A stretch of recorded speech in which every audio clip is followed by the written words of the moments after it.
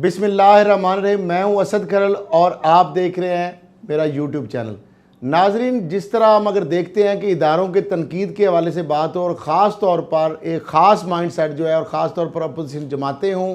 या वो mind set है जो पाकिस्तान से पता नहीं उनको क्या मसला है या पाकिस्तान के इदारों से क्या मसला हो, वो हमेशा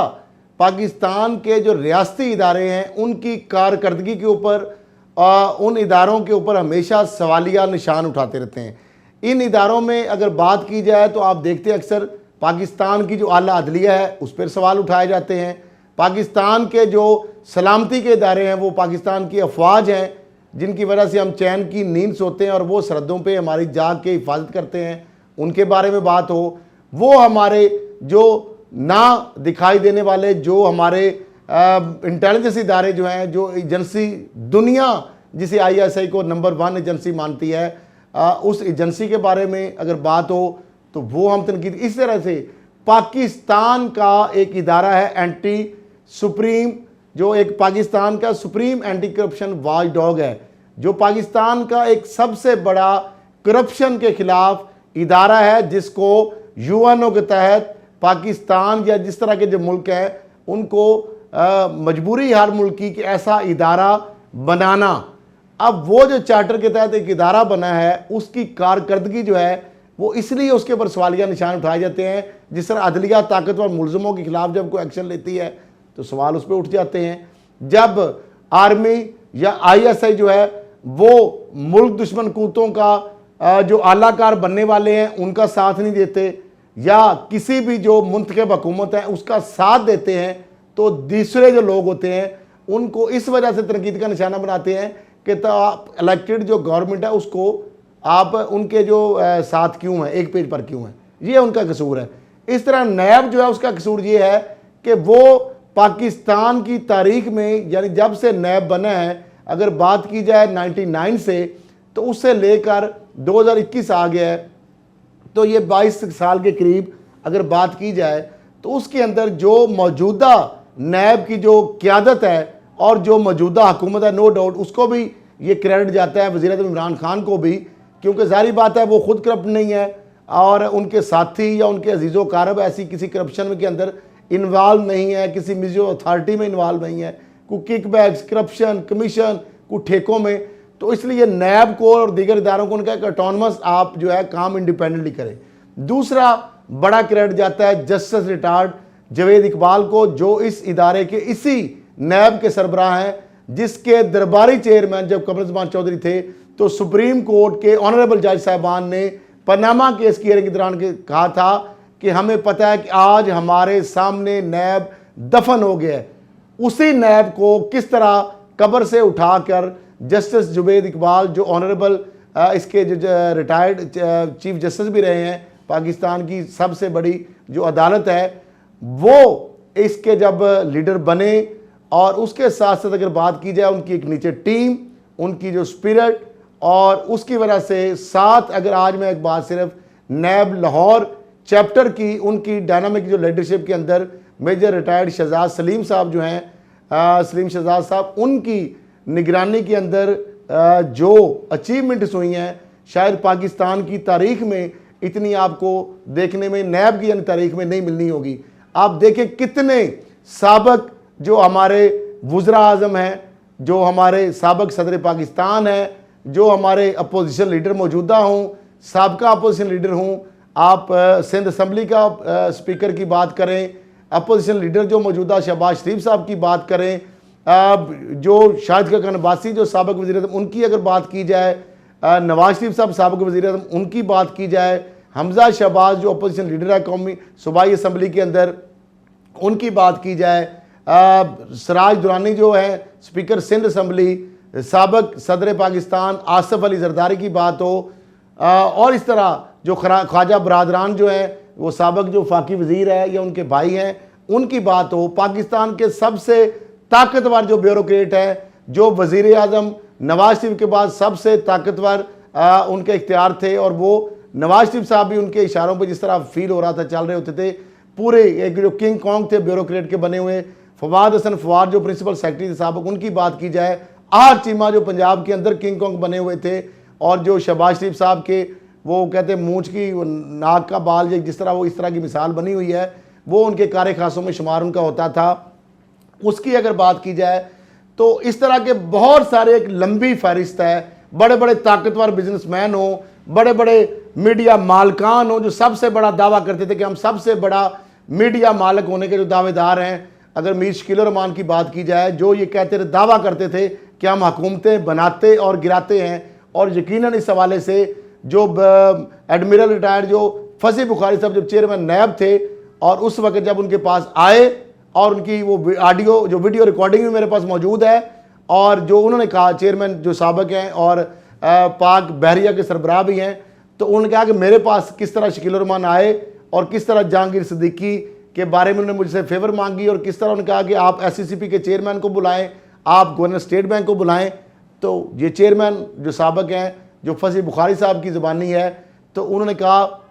वो वीडियो मेरे पास मौजूद है रिकॉर्ड पे, तो उन्होंने कहा कि अगर आप ये नहीं करेंगे, तो उन्होंने कहा जी अगर ये गलत काम है, JS बैंक जो किसी और बैंक को लेना चाहता था, तो उन्होंने कहा ये आप लेके दें। तो फिर उन्होंने कहा कि जब उन्होंने SCCP के चेयरमैन को पूछा, तो उनका इनके खिलाफ तो क्रिमिनल इंक्वायरीज हैं, बहुत सारी इन्वेस्टिगेशन चल रही हैं, नैब FIM SCCP में केसेस चल रहे हैं। इसके साथ साथ जब स्टेट बैंक गवर्नर ने कहा कि जनाब ये SCCP भी बता रहे हैं और हमारे पास भी, तो हम कैसे दे सकते हैं, तो उस पर उन्होंने कहा कि उन्होंने धमकी दी, और उन्होंने बिल्कुल वाकई जो चेयरमैन नैब जो साबिक हैं वो ये कह रहे हैं। तो उन्होंने कहा जी गवर्नर स्टेट बैंक के खिलाफ खबरें उछाली गई, उनको फारिग कराया गया। उसके बाद SCCP के चेयरमैन मोहम्मद अली जो हैं, उनके खिलाफ खबरें लगवाई गई, और अल्टीमेटली उनको घर भिजवाया गया। और यहाँ तक वो कहते हैं कि चेयरमैन नैब था, मुझे भी घर भिजवाने में उनका बड़ा एक रोल था। तो ये एक हकीकत है। और ये सारे लोग जो हैं, इसमें मेजॉरिटी अगर बात की जाए मुलजमान की, मरियम साहिबा हों, और बड़ी एक लॉन्ग लिस्ट है, तो ज़्यादातर जो मुलजमान है, जो ताकतवर जो हैं, वो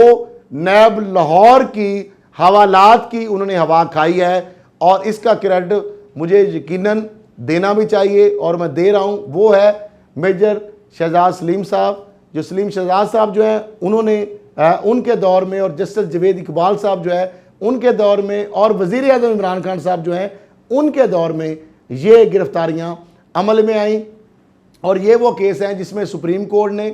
ये केस उस वहाँ पे गए,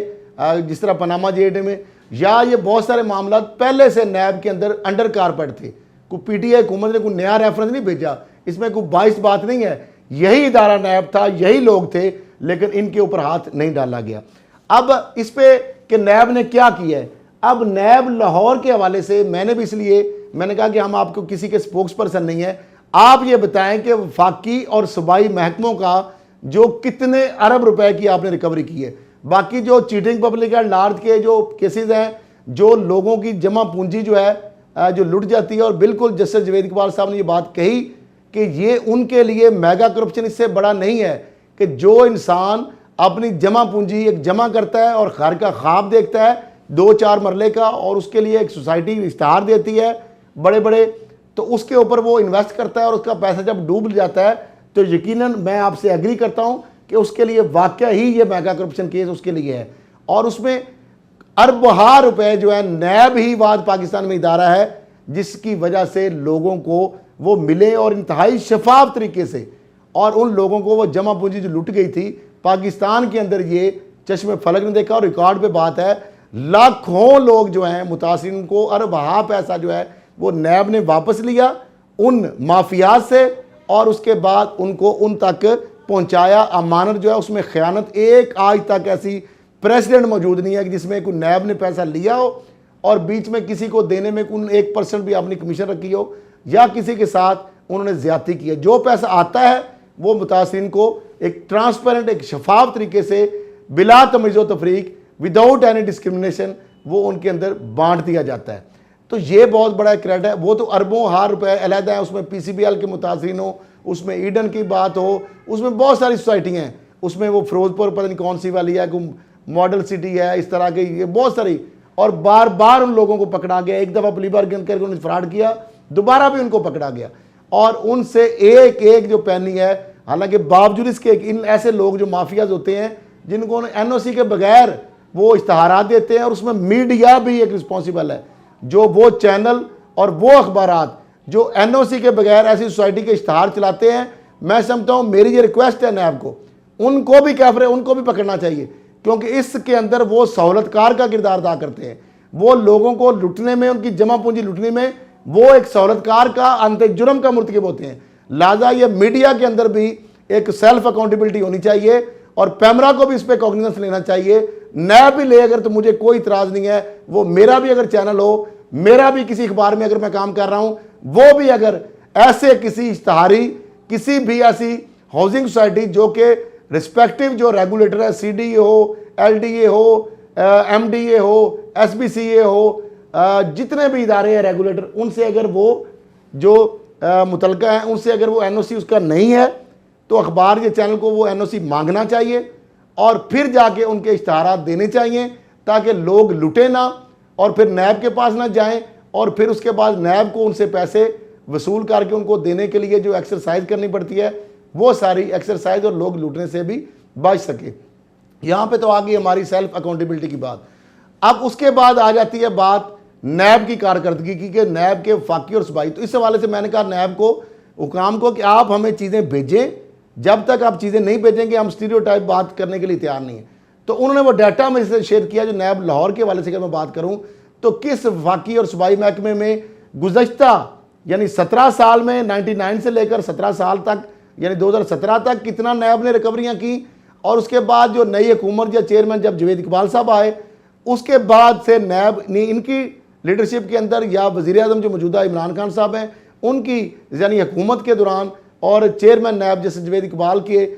यानी टेन्योर के दौरान, और जो DG नैब लाहौर शहजाद सलीम जो है उनके टेन्योर के दौरान जो नैब लाहौर ने रिकवरियाँ की, उस हवाले से मैं आपको एक फाकी और सूबाई महकमों के हवाले से जो रिकवरी है उसकी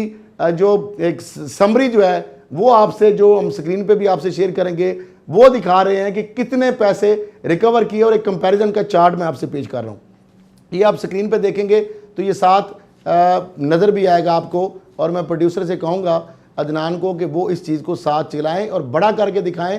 ताकि ये आपको पता चल सके कि हम जो बात कर रहे हैं ये फैक्ट्स और फिगर्स पे मबनी है और ये हक़ाइक़ पे मबनी है, ये हवाई बात नहीं है। तो नाज़रीन आप ये सुन लें ज़रा कि नैब की जो कारकर्दगी है, अब रिपोर्ट के मुताबिक वफाकी व सूबाई महकमों को रिकवरी करवाने में नैब लाहौर ने मौजूदा जो क़यादत जनाब जस्टिस जवेद इकबाल साहब और जो DG नैब लाहौर हैं उनकी क़यादत में सरबराही में रिकॉर्ड साज कारकर्दगी का मुजाहरा किया है।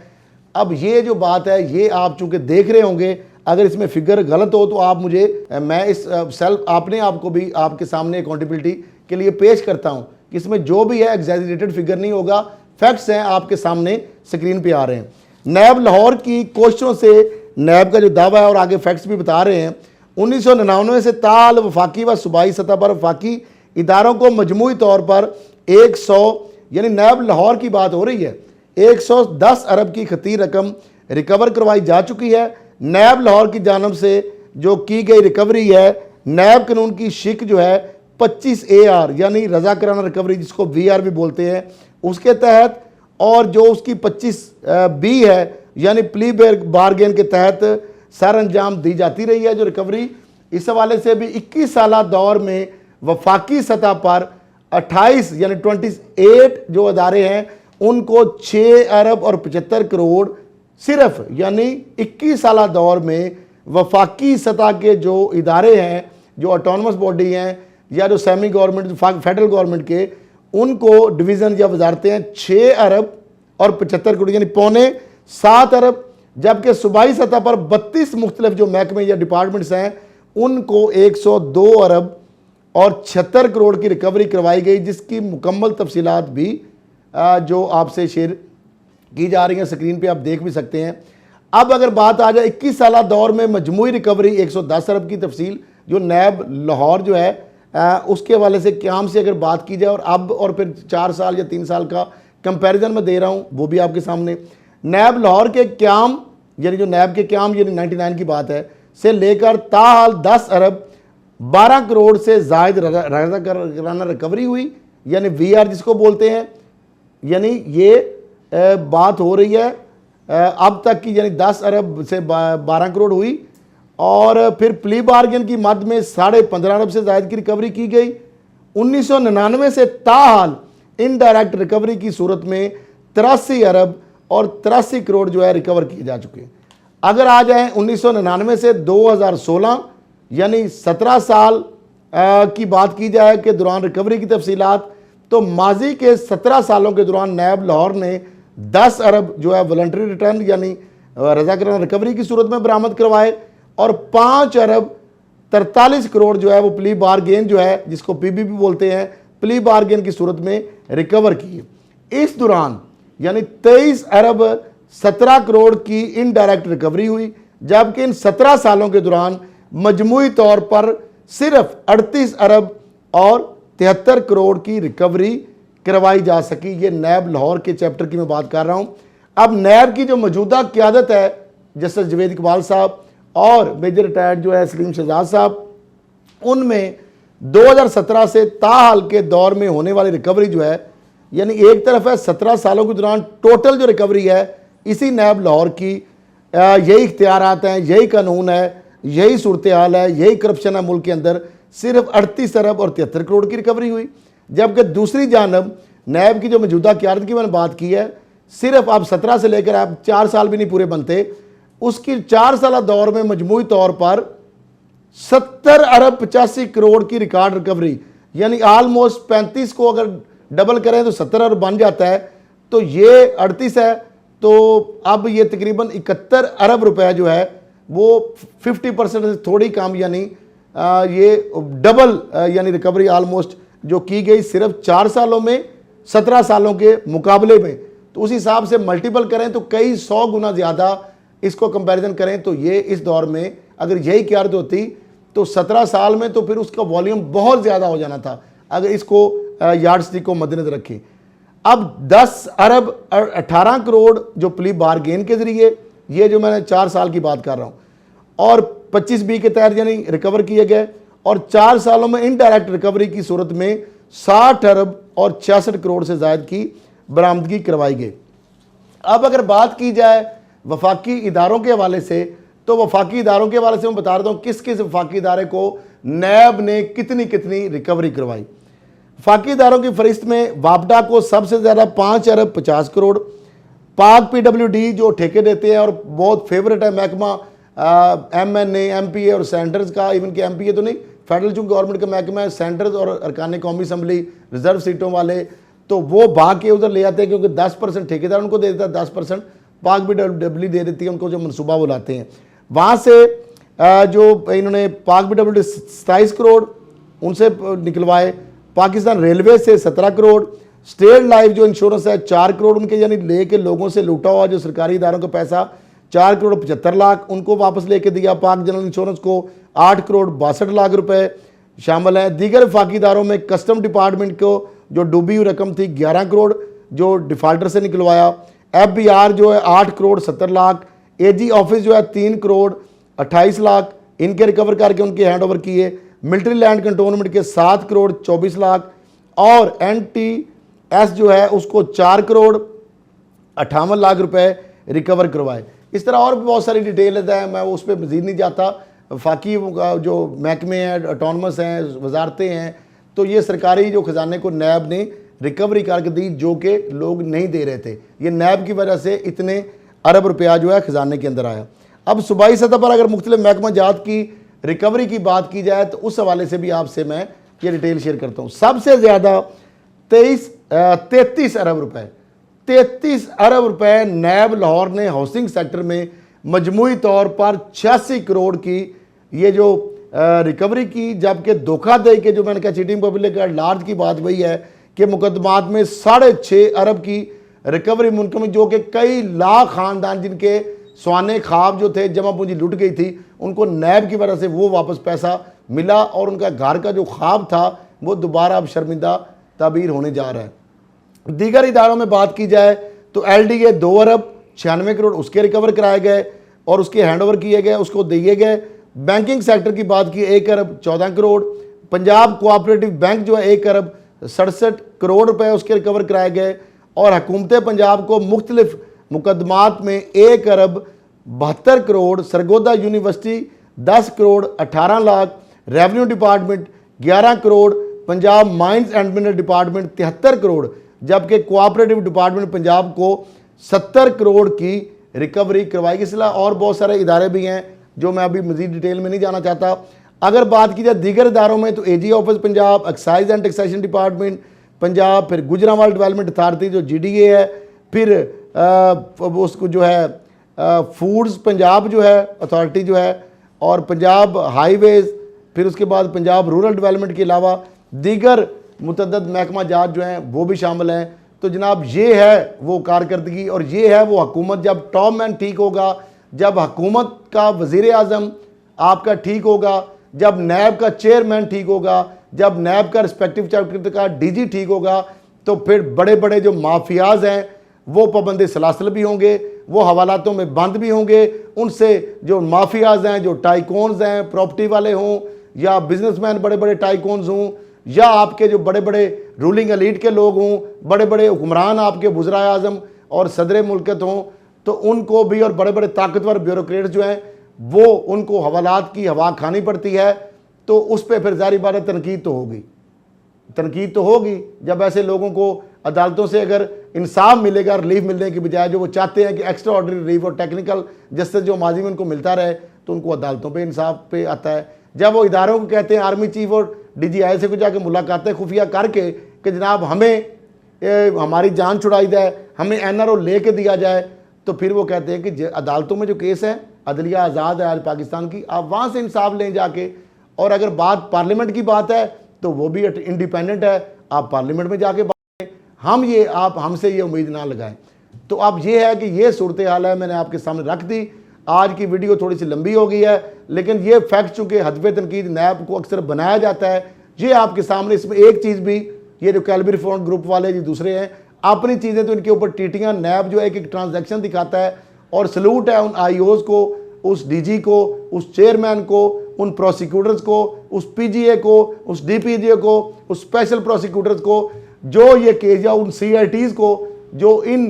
के जो बगैर डंडे के,